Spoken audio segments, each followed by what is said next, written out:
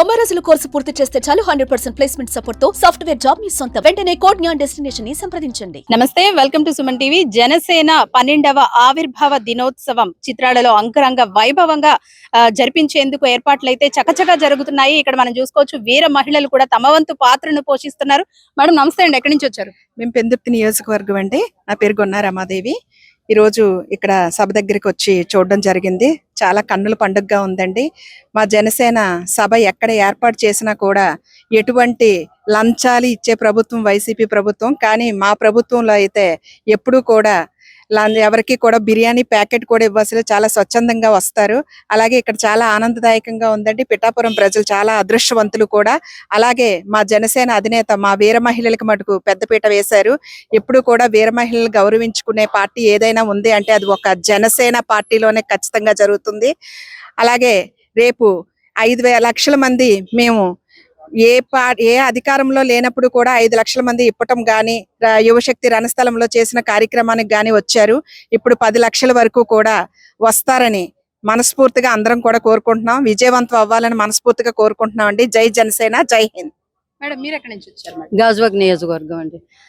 ఇప్పటి వరకు ఏ రోజు కూడా మేము ఎంత హ్యాపీగా సంబరాలు చేసుకోలేదండి. ఉగాది 16 రోజుల ముందే మాకు ఉగాది సంబరాలు స్టార్ట్ అయ్యాయి. మాకు 11 సంవత్సరాలు మేము ఈ పురస్కారాలు చేసుకున్నప్పుడు చాలా ఇబ్బంది పెట్టారు, అధికారంలో లేవని చెప్పి. ఈసారి ఆ ఇబ్బందులు లేవండి.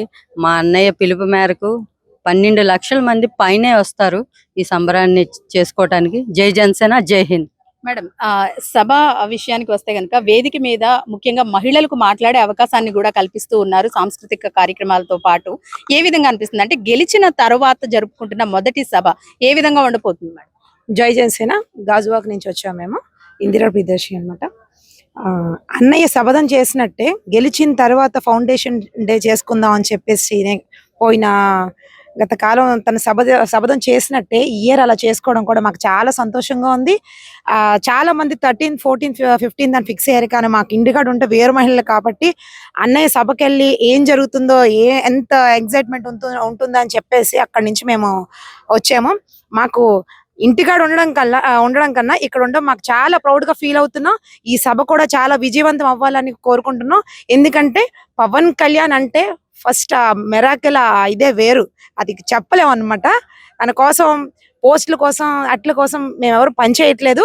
అన్నయ్య కోసం చాలా చాలా అంటే చాలా అన్నయ్య ఎంత సర్వీస్ అయితే ఇస్తున్నారో మేము వేరే మహిళలు కూడా అంతే సర్వీస్.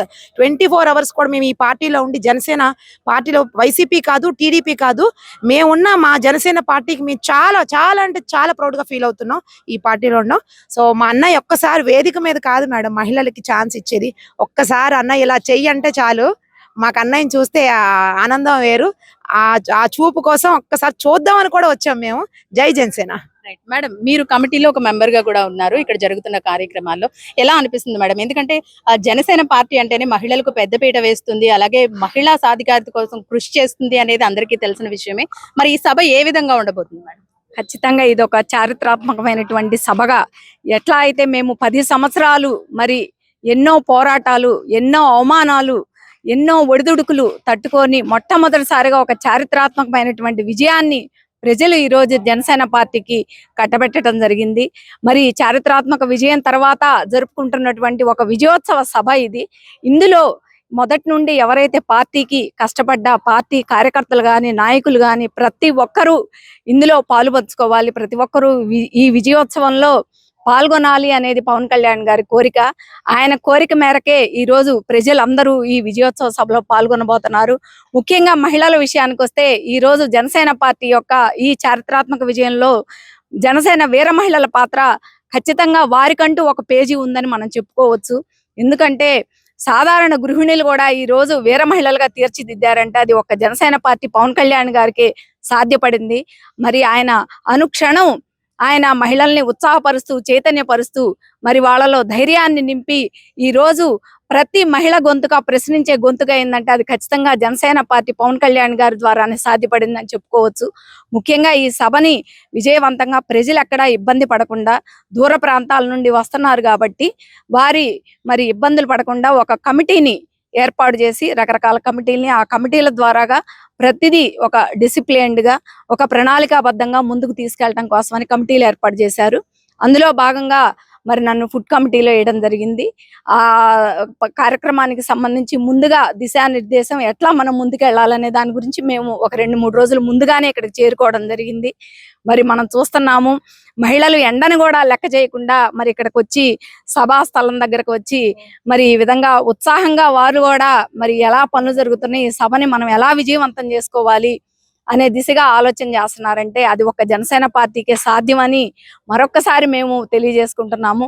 ఖచ్చితంగా మహిళలు, జనసేన పార్టీలో ఉన్న మహిళలం, మాకు వీర మహిళలను నామకరణం చేసినందుకు పవన్ కళ్యాణ్ గారు మేమందరం ఎంతో గర్వపడుతూ రేపు ఈ సభను విజయవంతం చేయడంలో మా శక్తి వంచన లేకుండా మేము సహకారాన్ని, కృషి చేస్తామని మరి మీడియా ముఖంగా మేము తెలియజేసుకుంటూ, ప్రజలందరికీ ముందుగానే మరి జనసేన పార్టీ ఆవిర్భావ దినోత్సవ వేడుకలు ప్రతి ఒక్కరు రావాలని, విజయోత్సవంలో పాలుపంచుకోవాలని మరి పిలుపుని ఇస్తున్నాము.